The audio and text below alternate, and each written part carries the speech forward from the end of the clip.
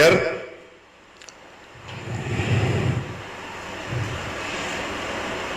11ஆம் அதிகாரம் 31வது வசனம். 1 கொரிந்தியர் 11:31. அவ்வளவுதான். If we testify ourselves, we never commit for judgment. நம்மை நாமே நிதானித்து அறிந்தால் நாம் நியாயம் தீர்க்கப்படும். இதுக்கு முன்னாடி வார்த்தைகளை, வசனங்களை நீங்கள் படித்தால் திருவிருந்தை பற்றி அவர் தெளிவா எழுதி அதை பற்றி ஒரு விளக்கம், ஒரு போதனை, ஒரு டீச்சிங் கொடுத்து அதை முடிக்கிறப்போ இந்த வார்த்தை எழுதுறார். நம்மை நாமே நிதானித்து அறிந்தால் நாம் நியாயம் தீர்க்கப்படும். நியாயம் தீர்க்கப்படும் என்றால் நியாயம் தீர்க்கப்பட மாட்டோம். நியாயாதிபதியாக வரப்போகிற இயேசு நம்மை நியாயம் தீர்க்காமல் இருக்க வேண்டும் என்றால் நாமே நம்மை இந்த உலகத்திலே நியாயம் தீர்த்து கொள்ள வேண்டும்.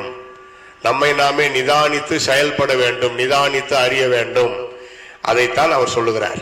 ஏனென்றால் நம்முடைய மனசாட்சியை மறைக்கவோ மறுக்கவோ நம்மளாலேயோ மற்ற யாராலேயோ முடியாது. நீங்க ஒரு விஷயம் கேள்விப்பட்டீங்களா? பல ஆண்டுகளுக்கு முன்னாடி, அதாவது நான் நினைக்கிறேன் ஒரு 30 வருஷத்துக்கு முன்னாடி ஒரு 6 பேர் கூட்டு திருடு, 6 பேர் ஒன்னா சேர்ந்து அவங்க தனித்தனியா போய் திருடணும். ஒவ்வொரு நாளும் அவங்க திருடுறதுல இருந்து அதை எல்லாத்தையும் பொதுவாக வைத்து அவங்க பங்கிட்டுக்கணும். அந்த மாதிரி ஒரு ரூல்ஸ் அவங்களுக்குள்ள. 5 பேருக்கு அன்னைக்கு ஒண்ணுமே திருடு இல்லை, ஒரே ஒருத்தன் தான் அன்னைக்கு திருடனான்னு வச்சுங்க, ஒரு 20,000 ரூபாய். அது 6 பேரும் பங்கிட்டுக்கணும். 6 பேரும் அன்னைக்கு திருடினாங்கன்னு வச்சுங்க, 6 பேரும் அதை போட்டு ஒன்னா அதனுடைய கால்குலேட் பண்ணி சமமா பங்கிட்டு கொள்ளணும். எப்படியோ போலீஸ் முயற்சி பண்ணாங்க. இந்த மாதிரி கூட்டு திருடு நடக்குது, கண்டுபிடித்து கொடுப்பவர்களுக்கு தகுந்த சன்மானம் வழங்கப்படும், இப்படி அணிகலன்கள், நகைகள், பணம், பொருளுங்களை திருடுறாங்க, இதை கண்டுபிடிக்கணும் அப்படின்னு சொல்லி. உலகத்திலே 2வது இடம் தமிழ்நாடு போலீஸா. அப்படி இருந்தும் அவங்களால முடியல, எப்படி பார்த்தாலும் முடியல. இவனுங்க ஒரு 6-7 மாசம் கழிச்சு தானா மெட்ராஸ்ல ஒரு போலீஸ் ஸ்டேஷன்ல வந்து அவங்களே சரணடைஞ்சிட்டாங்க. நீங்க தேடிக்கொண்டிருக்கிற அந்த 6 கூட்டு திருடர்கள் நாங்க தான், எங்களை நீங்க அரெஸ்ட் பண்ணுங்க, அதுக்கு ஒரு தண்டனையை கொடுங்க, நாங்க ஏற்றுக்கொள்ளுகிறோம் அப்படின்னு வந்து சரணடைஞ்சிட்டாங்க. அவங்கள கைது செய்து ஜெயிலில் போட்டாங்க. போலீஸுங்களுக்கு கஷ்டம் இல்லாத வேலை முடிஞ்சிருச்சு. ஒரு நாள் எஸ்ஐ வந்தார். ஏப்பா, வார கணக்கில் மாத கணக்கில் உங்களை தேடிக்கிட்டு இருந்தோம், நீங்க கிடைக்கல. இப்போ கூட நாங்க தேடி நீங்க ஒன்றும் கிடைக்கல, நீங்களே எப்படி வந்து உங்க தப்பை ஒத்துக்கினீங்க? என்ன காரணம்? நீங்க தொடர்ந்து உங்க திருட்டு தொழிலை செஞ்சுக்கிட்டே இருந்திருக்கலாமே, நீங்களே எப்படி வந்து ஒத்துக்கிட்டீங்க அப்படின்னு எஸ்ஐ கேட்கிறார். அதற்கு அவர்கள் சொன்ன பதில், ஐயா, நாங்க நிம்மதியா இருக்க முடியல, எங்களால மகிழ்ச்சியா இருக்க முடியல, நாங்க பண்ற இந்த பாவம் என் மனைவி பிள்ளைகளுக்கு சாபம் ஆயிடுமோ அப்படின்னு நாங்க பயப்படுறோம். நாங்க என்னதான் சிரிச்சுக்கிட்டு சந்தோஷமா திருடினாலும் எங்க மனசாட்சி எங்களை வாதிக்குது, ராத்திரியில தூக்கம் வர்றதில்ல, ஏதோ ஒரு பயம் எங்களை வாட்டி வதைக்குது. அதனாலதான் நாங்க 6 பேரும் பேசி முடிவு பண்ணி என்னதான் தண்டனை கிடைக்குதோ நம்ம ஏற்றுக்கொள்ளலாம், நம்ம போலீஸ்ல சரணடையலான்னு சொல்லிதான் நாங்க வந்தையா. நாங்க செலவு பண்ணதெல்லாம் போக எங்க கிட்ட மீதி இருக்கிறத நாங்க கொண்டு வந்திருக்கிறோம் அப்படின்னு சொல்லி போலீஸ் ஸ்டேஷன்ல கொண்டாந்து வச்சுட்டாங்க. அப்ப இது பாருங்க, என்னதான் ஒரு பாவி மகிழ்ச்சியா சந்தோஷமா இருந்தாலும் அவன் மனசாட்சி, அவருடைய உள்ளம், அவருடைய உள்ளான ஆத்துமா வேலை செஞ்சுக்கிட்டே இருக்கும். ஆத்மாவுக்கு உறக்கம் கிடையாது. நம்ம பிரெயினுக்கு நம்ம உடம்புக்கு தான் ரெஸ்ட், ஆத்மாவுக்கு ரெஸ்டே கிடையாது. அப்ப அவங்க எல்லாரும் வசனம் தெரியாமலேயே அவங்க ஆண்டவருக்கு கீழ்ப்படிஞ்சிருக்கிறாங்க. பாருங்க, இயேசு கிறிஸ்து உணர்த்தினாரு. ஒரு மீட்டிங்கு போனோம், அங்க ஒரு பாஸ்டர் பேசினாரு, அப்ப நாங்க ஒப்பு கொடுத்தோம். அப்படியெல்லாம் அங்க நடக்கல. நம்மை நாமே நிதானித்து அறிந்தால் நாம் நியாயம் தீர்க்கப்படும். அந்த வார்த்தை அவங்களுக்கு தெரியவே தெரியாது. அப்படி இருந்தோம் அவர்கள் மனசாட்சிக்கு பயந்து கீழ்ப்படிந்து தங்கள் குற்றத்தை வந்து அறிக்கையிட்டார்கள், ஒப்புக்கொண்டார்கள். போலீஸ்ல சில சட்டம் இருக்குது தெரியுமா? அவங்களா போய் கண்டுபிடிச்சு இழுத்துன்னு வந்தா தண்டனை அதிகம். அவங்களே வந்து போலீஸ் ஸ்டேஷன்ல சரணடைஞ்சா தண்டனை குறைவு. அதனால கொஞ்ச நாள் அவங்கள வச்சிருந்து போலீஸ் எல்லாம் வந்து விசாரிச்சு பார்த்து, நீங்களே வந்து சரணடைஞ்சதுனால இனிமே அந்த தப்பு செய்ய மாட்டீங்கன்னு நாங்க நினைக்கிறோம்னு தான். கண்டிப்பா செய்ய மாட்டேங்க. நல்ல ஒரு பிழைப்புக்குரிய ஒரு நல்ல வேலை செய்து என் மனைவி பிள்ளைங்களை நாங்க காப்பாற்றுவோம். இன்னும் நாங்க பண்ண தப்புக்கு ஏதாவது ஃபைன் கட்டணும்னா சொல்லுங்க, நாங்க வந்து கட்டிடுறோம். எங்க கிட்ட இருக்கிறத கொடுத்துட்டோம், நாங்க சாப்பிட்டதை கூட நாங்க திருப்பி சேர்த்து வச்சிருந்து கொடுத்துறோம்னு அவங்க சொல்லியிருக்கிறாங்க. ஒண்ணு வேண்டாம், நீங்க திருந்தினதே சந்தோஷம், மீதி உங்க கையில் இருக்கிறத கொண்டு வந்து கொடுத்ததும் பெரிய சந்தோஷம். நாங்க அதை அரசாங்கத்திட ஒப்பு கொடுத்துறோம், நீங்க சந்தோஷமா போய் உங்க மனைவி பிள்ளைகளோட மகிழ்ச்சியா இருங்க, நல்ல வேலை செய்து பிழைத்துக் கொள்ளுங்கள் என்று எஸ்ஐ சொல்லி அனுப்பி விட்டாராம். இப்ப இதெல்லாம் பேசுறப்போ வேதத்திற்கு ஒத்து வருகிறது பாருங்கள். அவங்க எல்லாரும் உட்கார்ந்து அவர்களையே அவர்கள் நிதானித்தார்கள், யோசித்தார்கள், யோசித்து பார்த்தார்கள். நம்ம செய்யற அந்த காரியம் சரியில்லை, இது எத்தனை பேர் குடும்பத்தை வேதனைப்படுத்தும். அவங்க எவ்வளவு கஷ்டப்பட்டு நெற்றி வேர்வை சிந்தி உழைத்து சம்பாதித்திருப்பாங்க. பணம், நகை, பொருளுங்க, இதெல்லாம் நம்ம இப்படி திருடுறோமே, வேணாடா டே, இனிமே நம்ம இதை விட்டுலான்னு 6 பேரும் ஒரு முடிவுக்கு வந்து காரியத்துல இறங்கினாங்க. அவங்களுடைய தண்டனையும் அனுபவித்து விட்டார்கள். ஜெயில அடித்தடி கலாட்டாவெல்லாம் நடக்கல, ஏன்னா அவங்களே ஒத்துக்கிட்டதுனால ஜெயில வச்சிருப்பாங்க கொஞ்ச நாளைக்கு, அவ்வளவுதான். அவங்க கிட்ட எதுவும் கேட்கவும் மாட்டாங்க, ஏன்னா அவங்களே வந்து எல்லாத்தையும் ஒத்துக்கிட்டதுனால அவங்க மேற்கொண்டு கேள்வியும் கேட்கறதுக்கு வழி இல்லை. அவங்க என்ன கேட்டாலும் இவங்க பதில் சொல்ல தயாரா இருக்கிறாங்க. நாங்க குற்றவாளி, நாங்க தப்பு பாவம் பண்ணிட்டோம், திருடிட்டோம், நீங்க என்ன தண்டனை வேணும்னாலும் கொடுங்க அப்படின்னு சொல்றப்ப அவங்க என்ன செய்ய முடியும்? அவங்க எவ்வளவுக்கு எவ்வளவு தங்களை தாழ்த்தி இந்த தவற குறைய ஒப்புக்கொண்டார்களோ அவ்வளவு அவங்களுக்கு தண்டனையை குறைச்சி குறைச்சி குறைச்சி குறைச்சி கொஞ்ச நாள் வச்சிருந்து அனுப்பிட்டாங்க. அப்போ இந்த 2 வசனம் ஞாபகம் வருது. இந்த நிகழ்ச்சியை, இது கதை அல்ல, நடந்த நிகழ்ச்சி. அதுவும் அண்ணன் மோகன் லாசரஸ் அரக்கோணம் ஒரு 3 நாள் மீட்டிங் நடந்தப்போ நாங்க அங்க போயிருந்தோம். பசங்களாம் ரொம்ப சின்ன சின்ன பசங்க. அப்போ இந்த நடந்த நிகழ்ச்சி அவர் சொன்னார். இது நடந்த 30 வருஷத்துக்கு மேல ஆயிருக்கும்னு நான் நினைக்கிறேன். ஆகையினால இந்த நிகழ்ச்சி நமக்கு கற்றுத்தருகிற 2 வார்த்தை, நம்மை நாமே நிதானித்து அறிந்தால் நாம் நியாயம் தீர்க்கப்பட மாட்டோம்.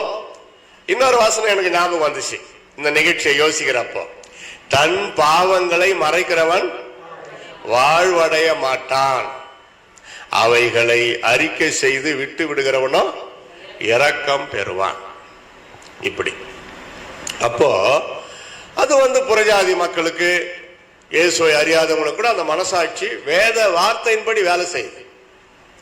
கர்த்தருடைய பிள்ளைகளாகிய நாமும் ஒவ்வொரு நாளும் நம்மை நாமே நிதானித்து செயல்பட வேண்டும். இப்ப இந்த வசனத்தை புறஜாதிக்கு பவுல் அப்போஸ்தலன் எழுதவில்லை.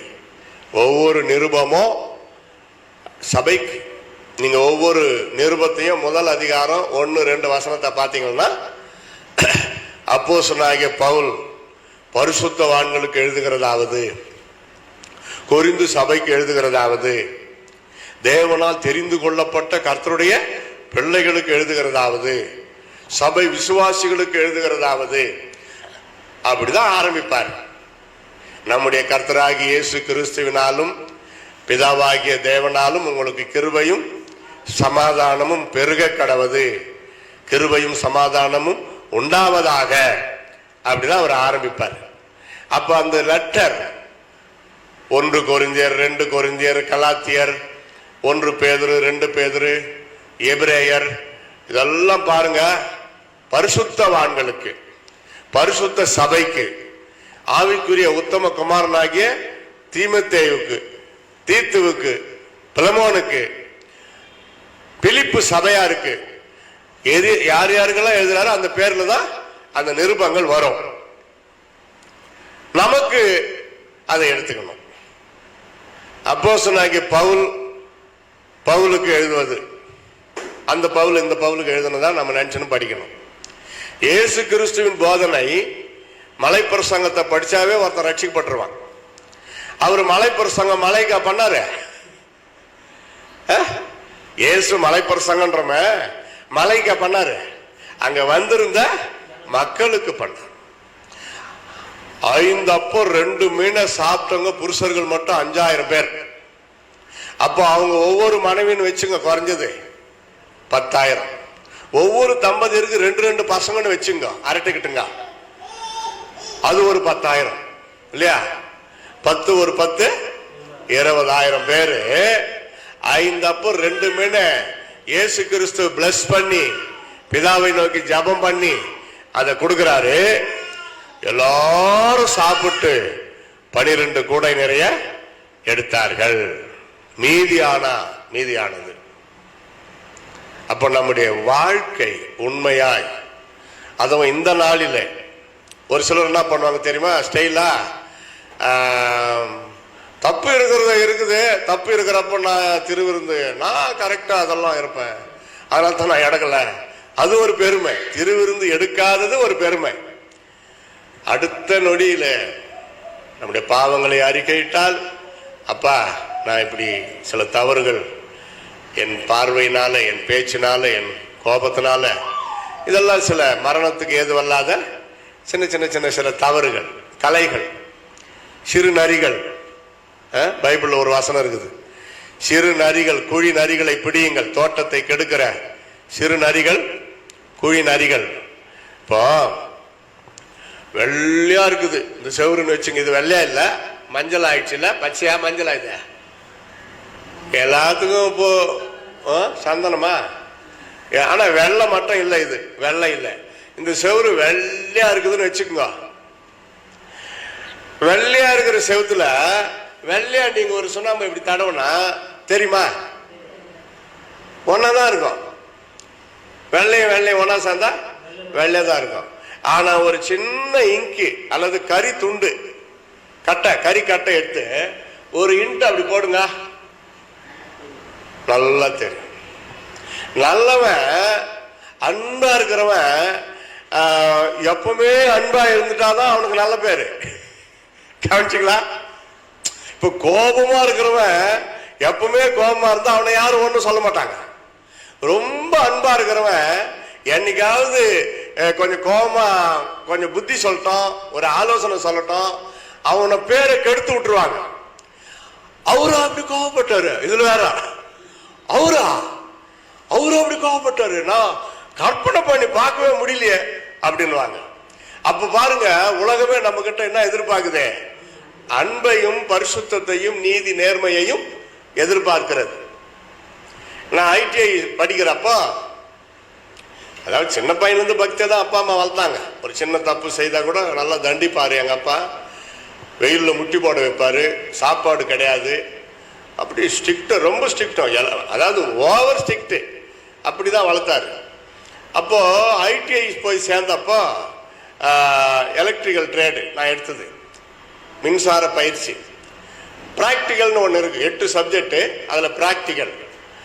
இந்த கரண்ட்டை எப்படி கொண்டாடுறது, அது சுவிட்சுக்கு, அது அப்புறம் லைட்டுக்கு, இதெல்லாம் அங்கே நான் ப்ராக்டிக்கலாக செய்யணும். இந்த டே ஸ்காலரும் சரி, டெய்லி வந்து போயிடுறாங்களே அவங்களும் சரி, ஹாஸ்டலில் தங்கி இருக்கிறாங்களா அவங்களும் சரி, வாரத்துக்கு ஒரு முறை இல்லை 2 வாரத்துக்கு ஒரு முறை ஏதாவது ஒரு பொருளை திருடி எடுத்துன்னு போய் வச்சுக்குவாங்க. டே ஸ்காலர் வந்து டெய்லி கொண்டு போய் வீட்டில் வச்சுக்குவாங்க. ஹாஸ்டல்ல படிக்கிறவங்க கொண்டு போய் சூட் கேஸ்ல வச்சுக்குவாங்க. லீவ் விடுறாங்க பாருங்க, அப்ப எத்தாந்து வீட்டில் வச்சிருவாங்க. பார்த்தேன், நானும் பார்த்தேன். இதெல்லாம் ஒருத்தன் கூட சரியில்லை, எல்லாம் இந்த திருடு. நான் ஒருத்தன் தான் நீதிமான், பரிசுத்தவான். ஒரு நாள் நானும் யோசித்தேன், நம்ம கூட அப்பப்போ எப்பானா ஒன்று எடுத்து வச்சுக்கலாமே. லீவ் விடுறப்போ கிறிஸ்துமஸுக்கு மற்ற நாள் லீவ் விடுறாங்க, வீட்டில் போய் நம்ம வச்சிடலாம் அப்படின்ட்டு. ஆனால் நானும் அவனுங்க திருடு நல்லா விலை உயர்ந்த பொருளுங்க, நான் சின்ன சின்ன பொருளுங்க, இந்த காப்பர் கம்பி, இந்த இதுனா ஒரு சின்ன சின்ன பொருளுங்க. அதுக்கு அதை கொண்டு வந்து நான் சூட்கேஸை திறந்து அதில் வைக்கிறதுக்குள்ள நான் படுற பாடு லபுக்கு லபுக்கு லபுக்குன்னு துடிக்கும். ஏன்னா அது வந்து திருடின எதுவா இருந்தாலும் சரி திருடு. கரெக்டா? இது நடக்குது. 1976 77 76 தான் போய் சேர்ந்தேன் first year. 77 second year. 77 October 8 மறக்க முடியாத நாள். ஒரு அண்ணன் வந்தார், ஓட்டேரியில இருந்து ஜான்ராஜ் அப்படின்னு ஒரு அண்ணன். கிறிஸ்டியன் ஹாஸ்டல்னு கேள்விப்பட்டு வந்தார். அது என்னமோ தெரியல, என்ன பார்த்து தம்பி இங்க வா அண்ணார். சாயந்தரம் உன் பேர் என்னார்? பவுல் அண்ணன். Paul, are you Christian? ஆமா அண்ணன். சரி, நான் வேன்ல வந்துட்டுக்கிறேன், எல்லாம் ஒரு 10-20 பேர் உட்காரலாம், நீ ஒரு 10 பேராவது பொடி, நம்ம ஒரு இடத்துக்கு போறோம், அங்க நம்ம ஜெபம் பண்றோம், ஜெபம் பண்ணிட்டு நம்ம நாளைக்கு நாங்க கொண்டாந்து உங்களை விட்டுருவோம் அப்படின்னு சொன்னாரு. எனக்கு இந்த வேனுன்னா ரொம்ப ரொம்ப குஷி. மோட்டார் சைக்கிள் யாருன்னா கொண்டாந்து நிறுத்தி வச்சிருந்தா அதை ஓட்டுறது, வெள்ளாத்தூர்ல யாருன்னா சைக்கிளை கொண்டாந்து யார் வீட்டுலனா நிறுத்தி வச்சிருந்தா அதை ஓட்டிட்டு கொண்டாந்து விட்டுறது, ரேடியோ யாராவது வச்சிருந்தா கொஞ்சம் கேட்டு அதை கொண்டு போய் நோண்டிட்டு கொஞ்ச நேரம் நல்லா என்னென்ன ஸ்டேஷன் பாட்டெல்லாம் வந்து கேட்டு கொண்டாந்து கொடுத்துருவேன். இப்படி ஒரு ஆசை. அதனால நான் 10 பையனுங்களை கூப்பிட்டேன். வாங்கடா, வாங்கடா, நைட்டுக்கு ஜபமா, ஜாலியா போலாம் வேன்ல, நாளைக்கு அவங்களே கொண்டாந்து விட்டுறாங்களாண்டா அப்படின்னு வந்துட்டானுங்க. பவுல், பிராங்கிலின் எல்லாம், கிறிஸ்து, ஜோசப், ஸ்டீபனு எல்லாம் ஒரு 10 பேருக்கு வந்துட்டோம். வேன்ல ஏறிட்டோம். ஓஹோன்னு ஓடுது வண்டி. சந்தவாசலுக்கு போகுது. என்னடான்னு பார்த்தா எங்களை மாதிரி மற்ற ஊருங்கள்லயும் இருந்து மற்ற ஹாஸ்டல்லையும் இருந்து பசங்க நிறைய பேரு வந்திருக்கிறாங்க. என்னன்னா அன்னைக்கு நைட்டு முழு இரவு ஜபமா. எனக்கு இவரு முதல்ல சொல்லல, கூப்பிடுறப்ப சொல்லல. முழு இரவு ஜபம்னா நான் எப்படி போயிருப்பேன்? துணுப்பிட்டு தூங்கணுன்ற ஆசை வந்துருமே. இவரு என்ன பண்ணாரு, ஜாலியா ஒரு ஜபம் பண்ணிட்டு நான் கொண்டாந்து விட்டுருவோன்ட்டாரு பாரு. சரின்னு போனாங்க. என்ன நம்பி வந்த என் கூட வந்த பையனுங்க, டேய் உன்னை நம்பி தானடா வந்தான், பசி எடுக்குதுடா, போய் சொல்றா சாப்பாடு வேணும்.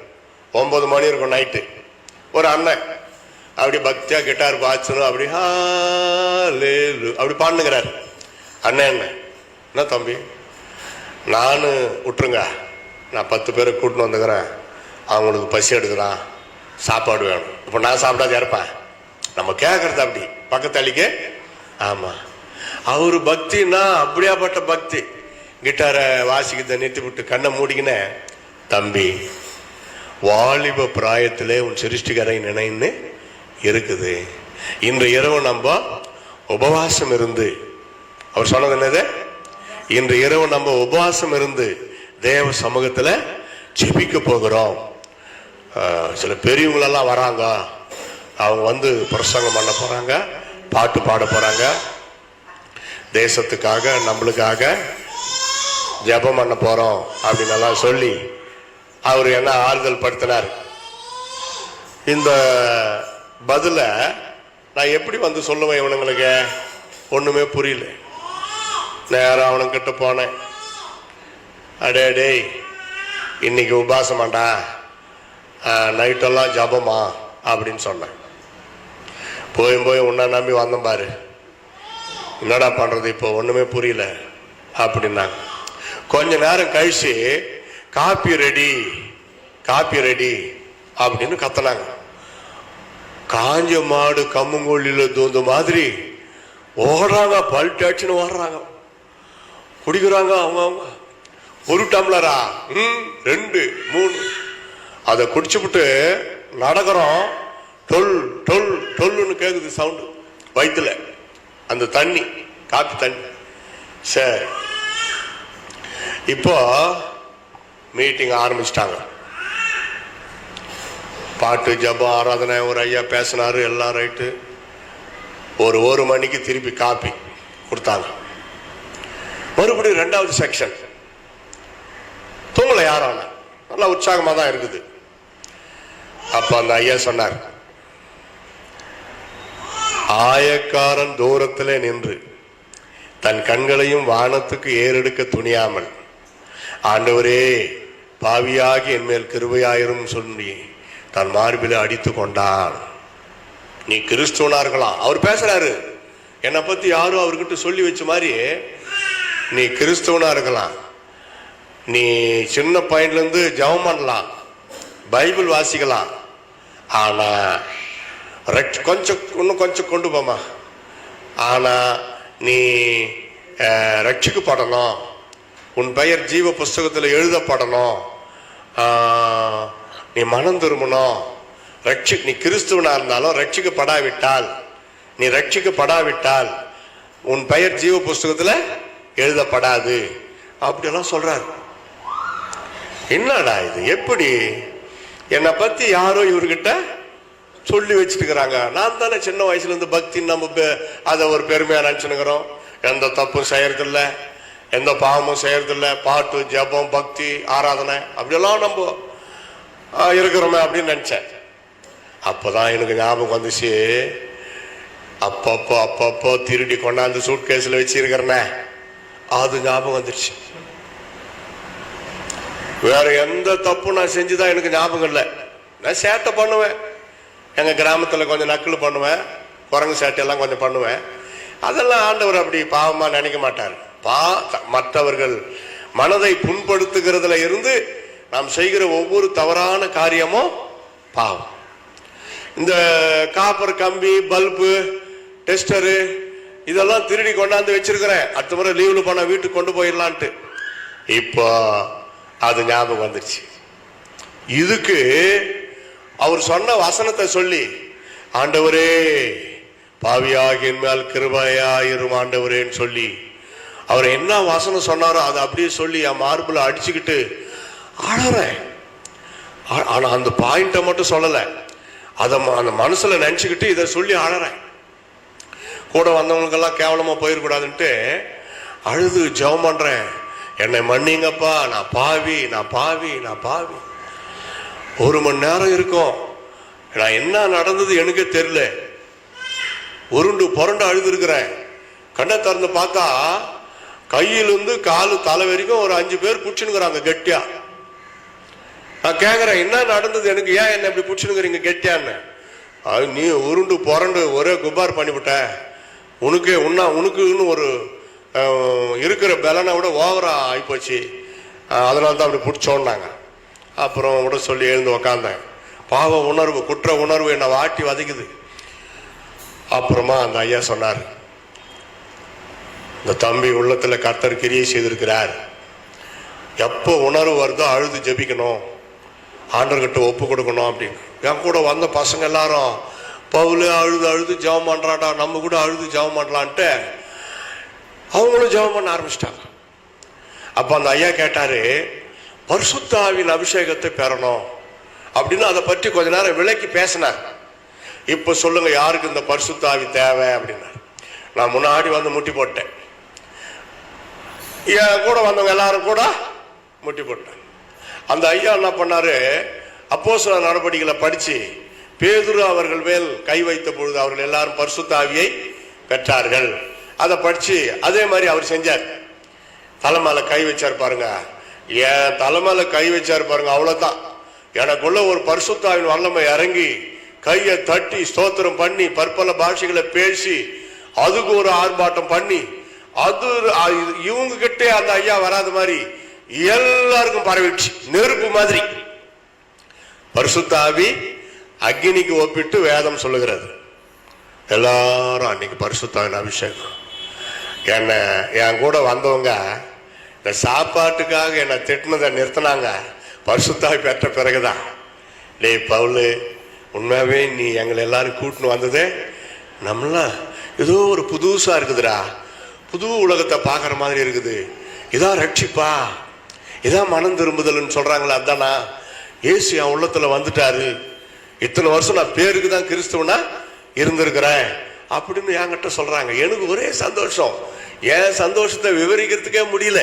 அப்படி இருக்குது, பிரகாசமா உலகமே புதுசா இருக்குது. ஒரு சின்ன குட்டி தூக்கம் அவங்களுக்கு பிரிச்சு விட்டாங்க.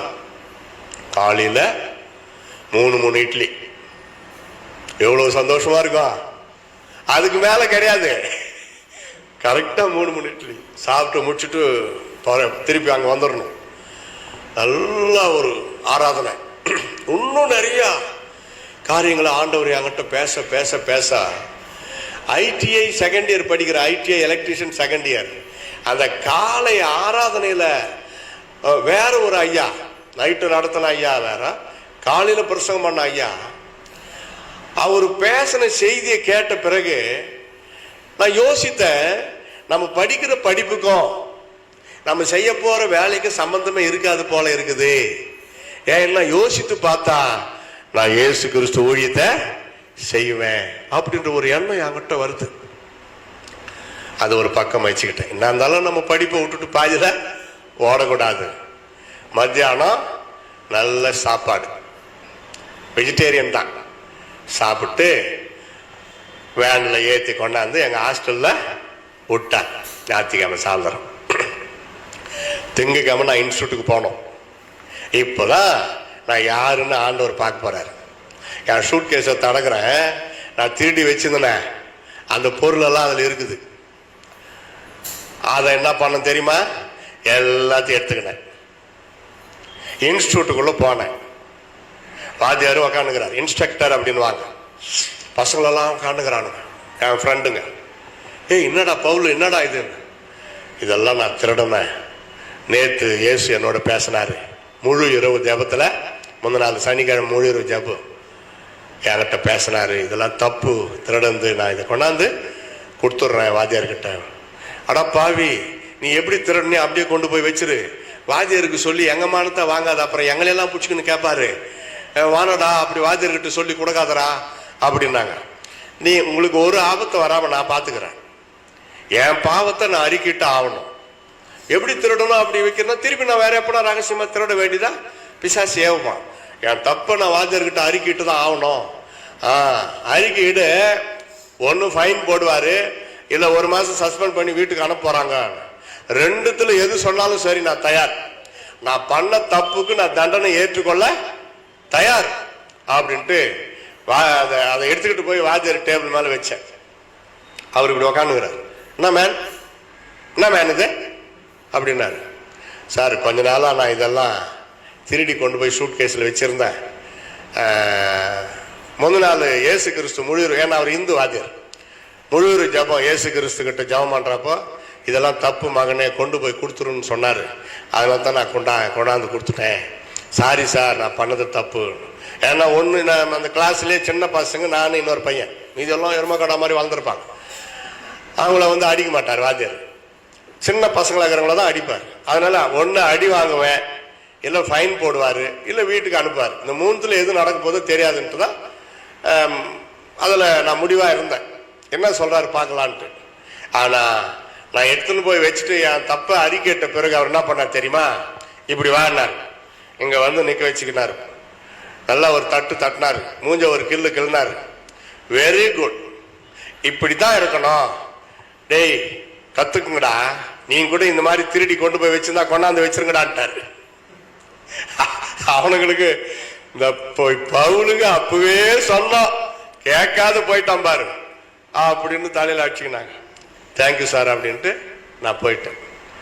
பாருங்க, அதை கொண்டு வந்து வைக்கிற வரைக்கும் பழக் லபுக் லபுக் லபுக் அப்படின்னு, அப்புறம் திருப்தி ஆயிடுச்சு. அதனால சிறிய தவறா இருந்தாலும் சரி, பெரிய தவறா இருந்தாலும் சரி, நம்மை நாமே நிதானித்து அறிந்தால் நாம் நியாயம் தீர்க்கப்பட மாட்டோம். நம்மை பரிசுத்த பாதையில நடத்த ஆண்டவர் சில சந்தர்ப்பங்களை உண்டாக்குவார், சில சிக்ஷைகளை உண்டாக்குவார். அடுத்த வசனத்தை பார்த்தீங்கன்னா இருக்குது பாருங்க. நம்மை நாமே நிதானித்து அறிந்தால் நாம் நியாயம் தீர்க்கப்படும். நாம் நியாயம் தீர்க்கப்படும் போது உலகத்தோடு ஆக்கினைக்குள்ளாக தீர்க்கப்படாத படிக்கு கர்த்தராலே சிக்ஷிக்கப்படுகிறோம். மகனே, கர்த்தருடைய சிக்ஷையை அற்பமாக எண்ணாதே. அவர் உன்னை கடிந்து கொள்ளும் பொழுது சோர்ந்து போகாதே. தேவன் யாரை அதிகமாய் நேசிக்கிறாரோ அவர்களை சிக்ஷிக்கிறார். அல்லேலூயா சொல்லுங்க. அதனால யார் மூலமா நமக்கு ஒரு போதனை, ஒரு கண்டிப்பு, ஒரு சிக்ஷை, ஒரு சின்ன அவமானம் இல்ல பெரிய அவமானம் வந்தாலும் அது நம்ம நல்லதுக்குன்னு தான் ஏற்றுக்கணும். நம்ம நல்லதுக்கு தான் ஆண்டவர் இப்படி அனுமதிக்கிறாரு அப்படின்னு ஏற்றுக்கொண்டால் தான் அது நம்மளுக்கு ஆசீர்வாதம், நன்மை. அதை எதிர்க்கிறது, அதை போய் இன்னொருத்தர்கிட்ட சொல்லி அப்புறம் இன்னொருத்தர்கிட்ட சொல்லி அதை வந்து கேட்கறது, இது என்ன செய்யுதுன்னா அவங்கள புத்தி சொன்னவங்கள குற்றவாளியா தீர்க்கிறோம்னு அர்த்தம். அப்போ என்ன அர்த்தம்? ஆண்டவரே நம்ம தப்பா சொல்றோம்னு அர்த்தம். நம்ம பரலோகம் போறதுக்கு தான் ஆண்டவர் சில வழிவாசல வைப்பார், சில வழிவாசல திறப்பார். ஏற்றுக்கொள்ளுகிறவன் கண்டனையை, புத்திமதியை ஏற்றுக்கொள்ளுகிறவன் பாக்கியவான்.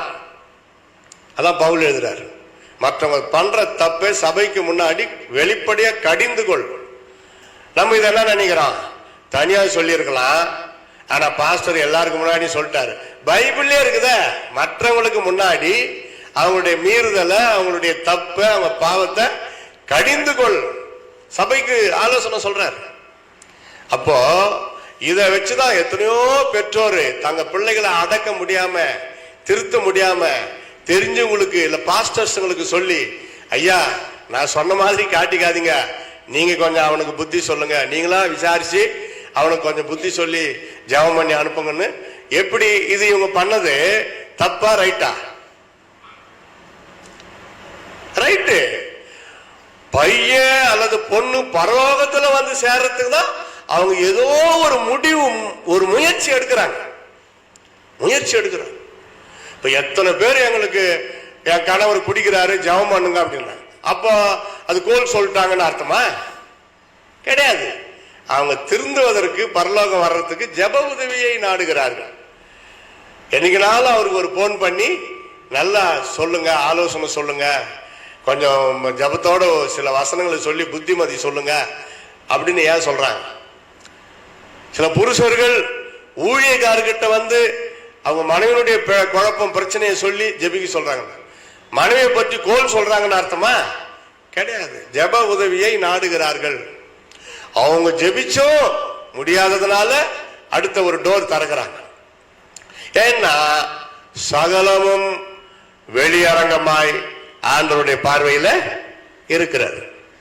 தவறுகளை, குற்றங்களை, மீறுதல்களை உணர்த்துவதற்காக தான் நல்ல நட்பு, நல்ல நண்பர்கள், போதகர்கள், சபை அல்லது ஜப வீடு, பெற்றோர் அல்லது போதகர்கள் அப்படியெல்லாம் ஆண்டவர் வச்சிருக்கிறார். ஒரு சின்ன குழந்தை மூலமா கூட ஆண்டவர் பேசுவார். யாரோ ஒருத்தர் மூலமா ஆண்டவர் பேசுவார். திடீர்னு டிவி ஆன் பண்ணுவோம், ஒரு ஊழியக்காரர் பேசுவாரு. நம்ம ஆன் பண்றப்பதான் நமக்கு வேண்டிய ஒரு பாயிண்ட் அவர் கொடுத்திருப்பாரு. ஆண்டவர் எல்லாம் பிளான் பண்ணி தான் எல்லாத்தையுமே செய்வார். புத்திமதியை வெறுக்கிறவன் முரடன் அப்படின்னு நீதிமொழிகள்ல படிக்கிறோம். புத்திமதியை வெறுக்கிறவன் முரட்டாட்டம் உள்ளவன், புத்திமதியை ஏற்றுக்கொள்கிறவன் ஞானவான். அல்லேலூயா.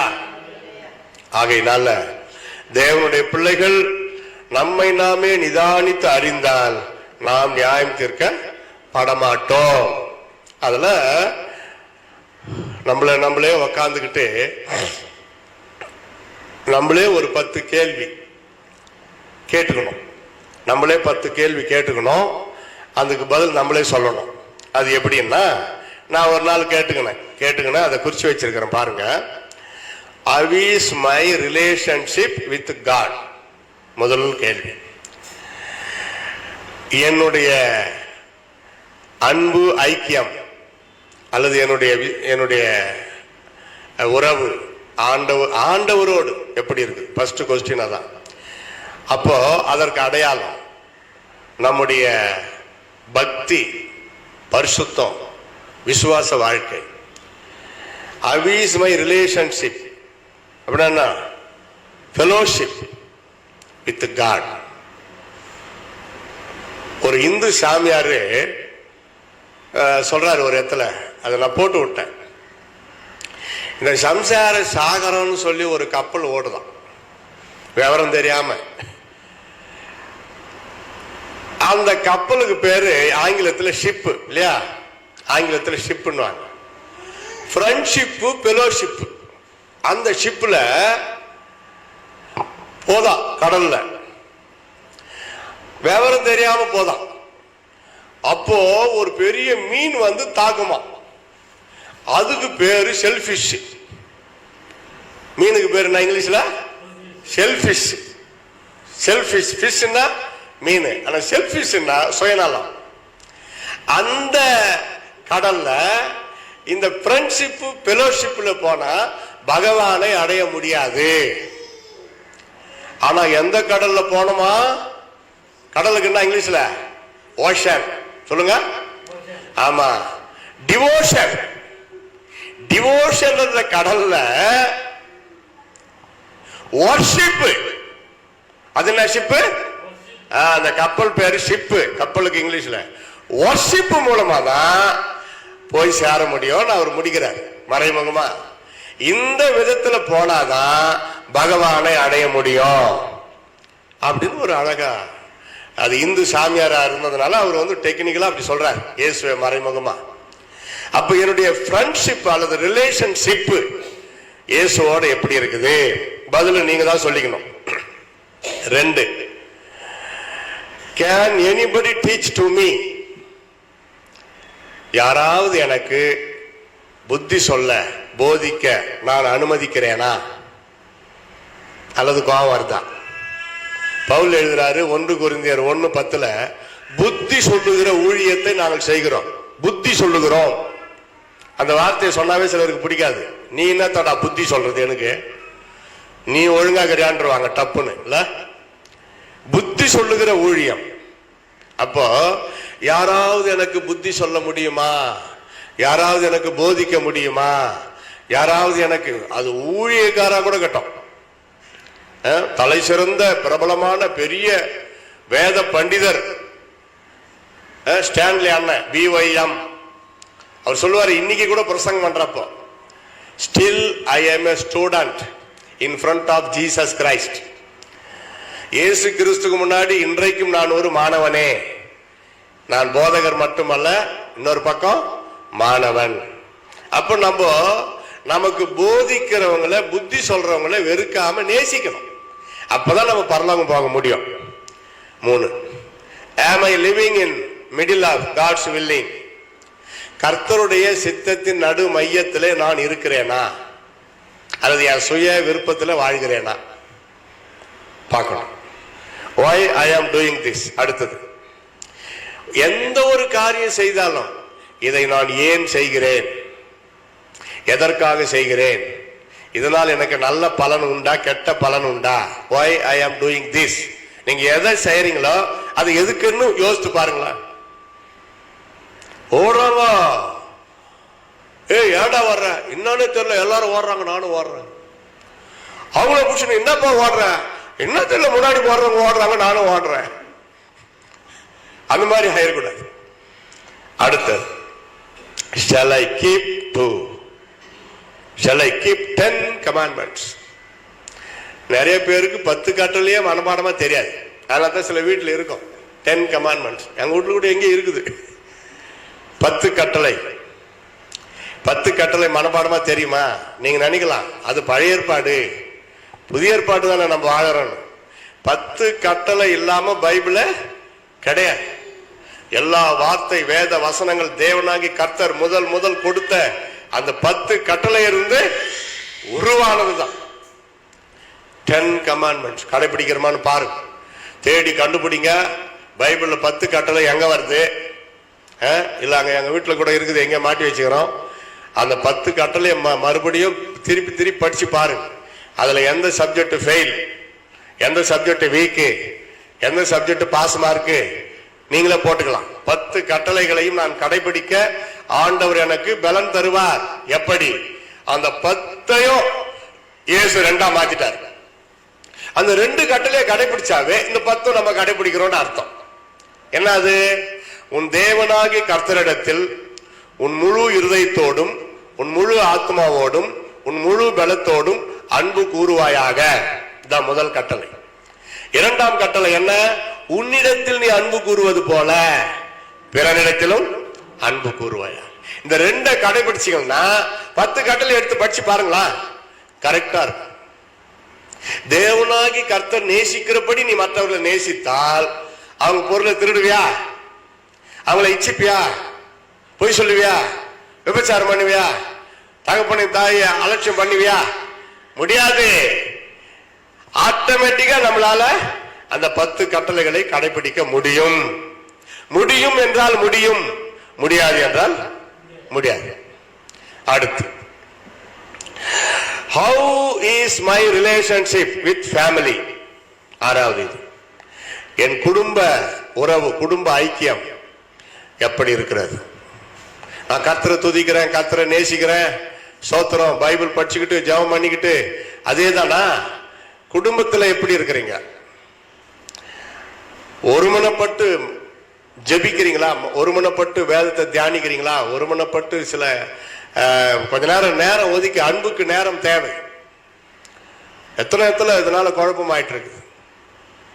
போய் பாருங்களா, சில இடத்துல போய் பாருங்க.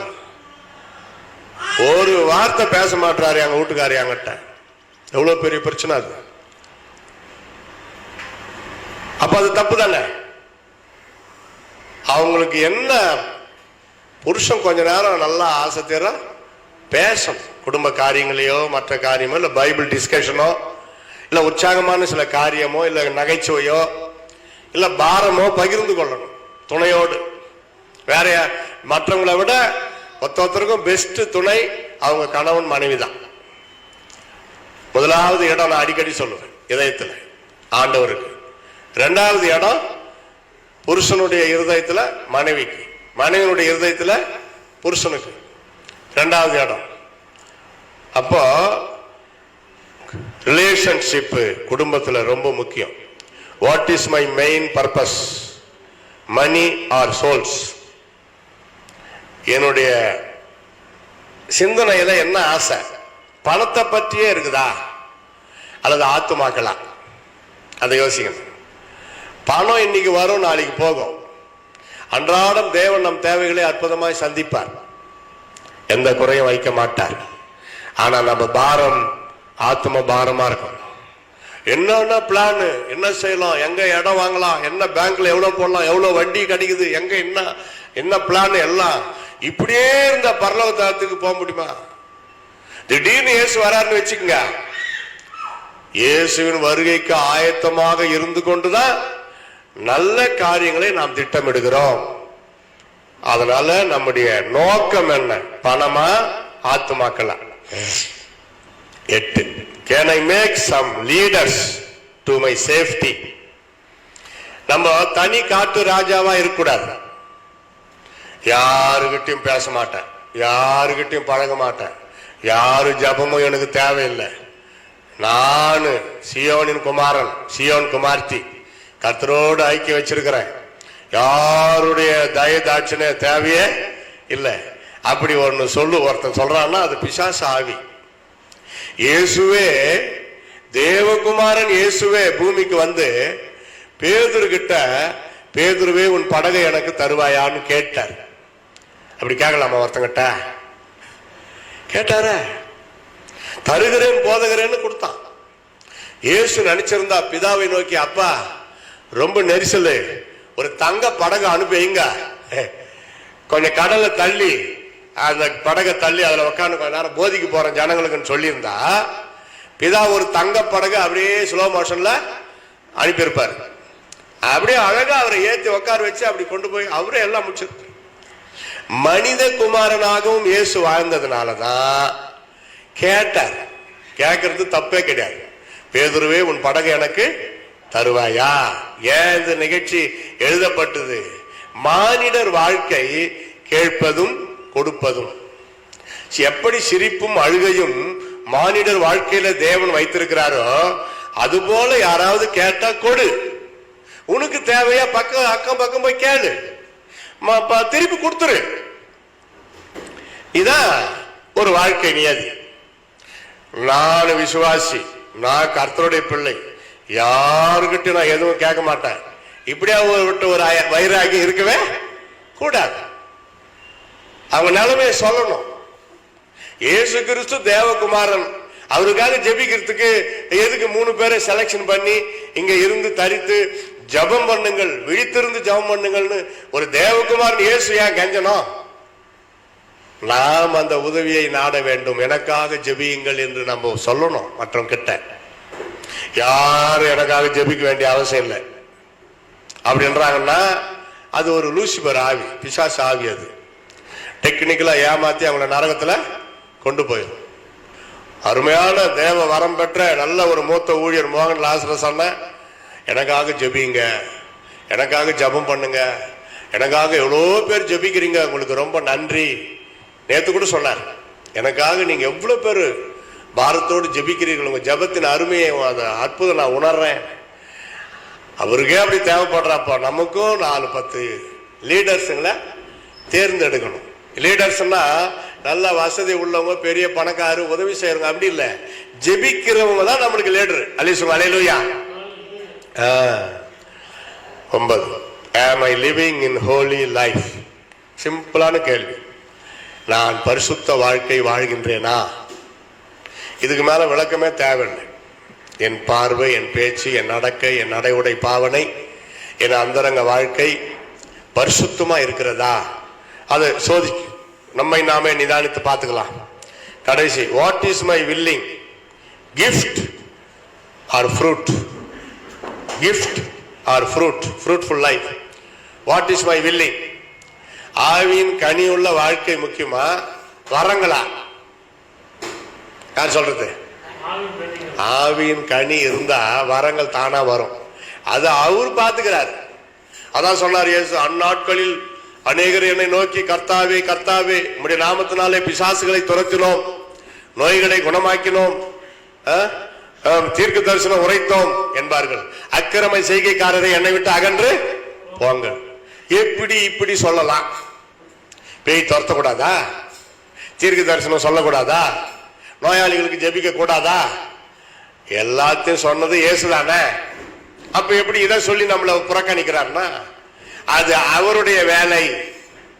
வரங்கள் பயன்படுத்துவது அவருடைய வேலை, அது அவர் காரியம். ஆனா கனிகள், கனி நிறைந்த வாழ்க்கை நாம் கடைபிடிக்க வேண்டியது. ஆவியின் கனி கலாத்தியர் 5ஆம் அதிகாரத்தில் நீங்க படிச்சு பார்த்தீங்கன்னா அதுல இருக்குது. அதை கடைபிடிக்கிறோமா அப்படின்னு பார்க்கணும். ஆகையால் நம்மை நாமே நிதானித்து அறிந்தால் நாம் நியாயம் தீர்க்கப்படும். ஒரு சிறு ஜெபம்